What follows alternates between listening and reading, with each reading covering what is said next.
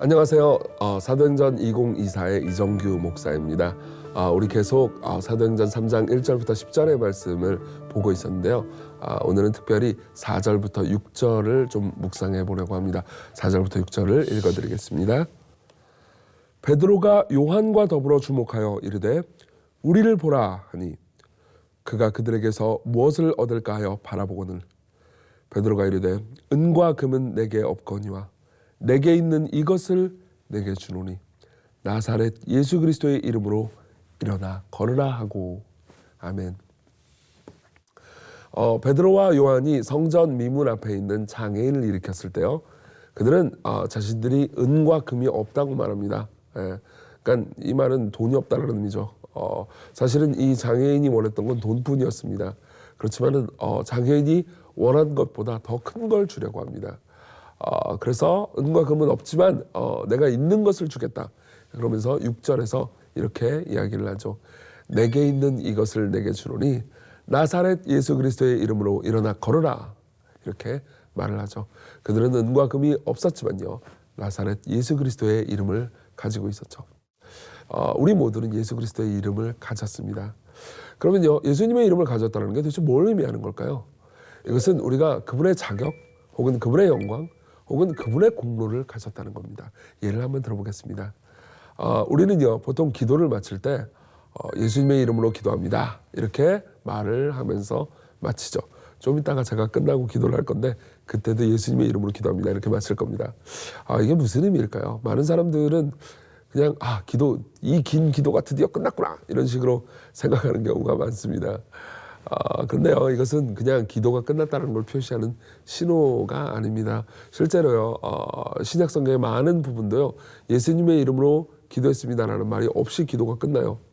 그렇다고 해가지고 예수님의 이름으로 기도를 안 한 거냐? 그렇지 않죠. 자, 그럼 무슨 의미일까요? 좀 설명을 해보겠습니다. 예를 한번 들어보죠. 제가 혼자 미국의 백악관에 갔다고 할게요. 그래서 이제 백악관을 두드리면서 나는 바이든 대통령을 만나고 싶습니다. 저를 만나주세요. 이렇게 이야기를 한다고 합시다. 만날 수 있을까요? 당연히 거절당하겠죠. 그러면서 거기서 이제 지키는 분들이 저리 가라, 오지 마라 이렇게 이야기를 할 겁니다. 하지만요, 이렇게 한번 생각을 해보죠. 제가 만일 우리나라 대통령이 바이든 대통령에게 보내는 친서를 가지고 백악관에 갔다고 합시다. 그리고 말을 하는 거죠. 저는 대한민국 대통령이 당신에게 보내는 편지를 전달하러 온 사람입니다. 당신 대통령을 만나서 좀 직접 전달을 해야 될 것 같습니다. 전달해야 되는 메시지가 있습니다. 그러면 어떻게 되죠? 그러면 저는 미국 대통령을 만날 수가 있을 겁니다.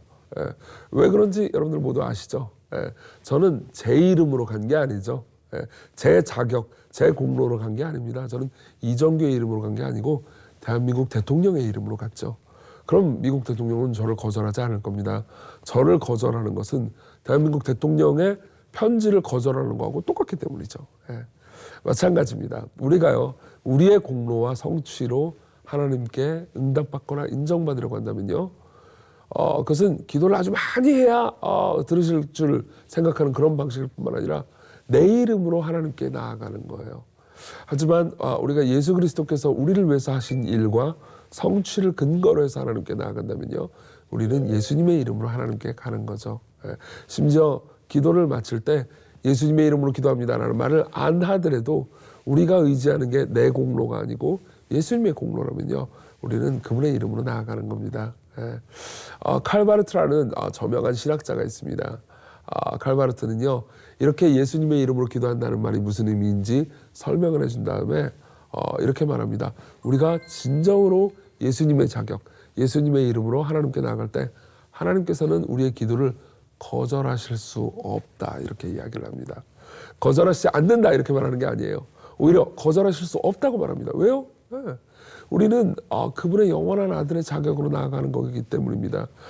우리가 못나고 문제 있는 기도를 주께 드린다 하더라도요, 하나님은 우리를 마치 예수님의 기도처럼 우리의 기도를 받으시고 여겨주십니다. 그렇기 때문에 우리의 공로가 아니고 예수 그리스도의 공로를 의지하셔야 되죠.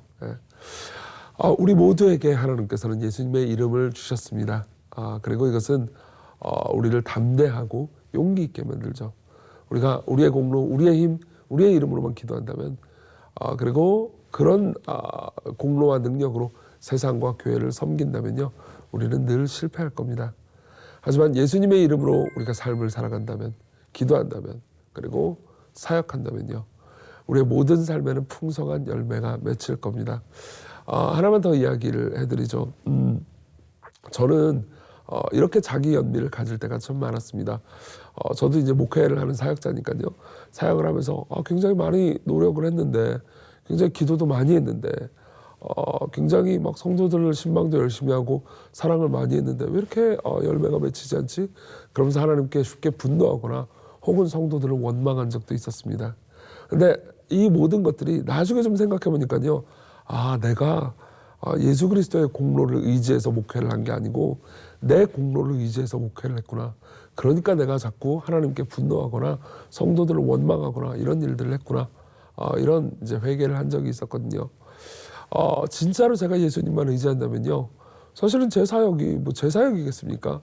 예수님의 사역이죠. 그분이 원하시는 대로, 원하는 방식대로, 원하는 방향대로 열매가 맺히게 하시겠죠. 그럼 저는 자유해질 수 있습니다. 여러분들도 마찬가지일 겁니다. 여러분들이 그분의 이름을 의지한다면요, 그분의 이름으로부터 진정한 능력이 나온다는 것을 기억할 뿐만 아니라 여러분들이 분노와 두려움으로부터도 자유해질 겁니다. 기억하십시오. 하나님께서는요, 여러분들을 예수 그리스도를 사랑하는 만큼이나 사랑하십니다. 잠깐 기도하겠습니다. 우리가 우리의 이름, 우리의 공로, 우리의 자격을 가지고 하나님의 일을 하는 것이 아니고 또 기도하는 것이 아니고 하나님을 신뢰하며 예수 그리스도의 이름으로 하나님을 대하게 하소서. 그리고 그 안에서 참된 자유와 기쁨을 얻게 해 주옵소서. 예수님 이름으로 기도했습니다. 아멘.